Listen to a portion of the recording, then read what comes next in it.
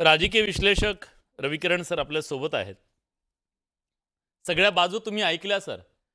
खरं तर या महासंग्रामाची जी पहिली लढाई आहे, पहिलं हत्यार काय उगारलं गेलं, तर ते अर्थातच मराठीचं होतं. मराठी आणि लगेच त्याला उत्तर हिंदुत्व देण्यात आलं.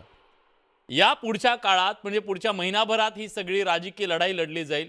तुम्हाला वाटतं का, की मराठीचा मुद्दा हा केंद्रस्थानी या सगळ्या लढाईत राहील आणि ठाकरे या मुद्द्याच्या आधारे बलाढ्य महायुतीच्या समोर आव्हान उभं करू शकतील?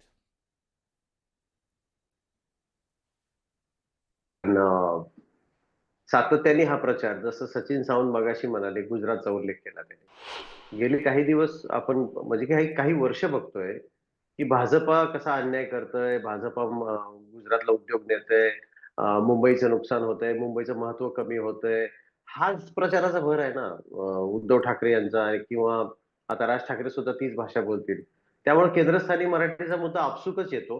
मराठी विरुद्ध इतर हाच याच्यामध्ये मुद्दा येणार आहे. त्याचमुळे की काय काँग्रेस मला वाटतं थोडंसं दूर राहण्याचा प्रयत्न करत आहे.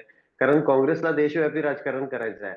त्यामुळे ते कधी ह्या मुद्द्यावर एका एका भाषेच्या मुद्द्यावर जास्त कॉन्सन्ट्रेट करत नाहीत.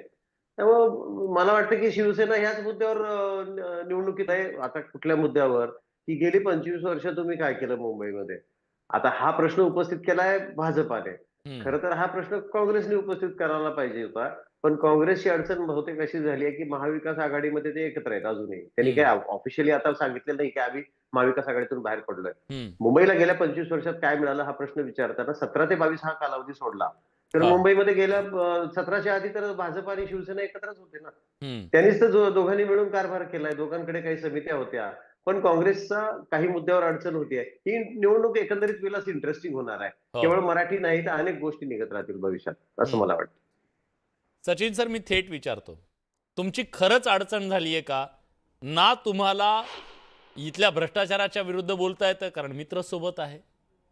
त्यांच्या भाषेच्या मुद्द्यावर तुम्हाला बोलता येत नाही. कालपर्यंत तुम्ही अतिशय आक्रमकपणे बोलत होतात, की हे आम्हाला मान्य नाहीये, कारण तो मित्र तुमच्या सोबत आहे. ही अडचण तुमची पुढच्या काळात होणार आहे का? आणि आता सुद्धा झाली आहे का ती?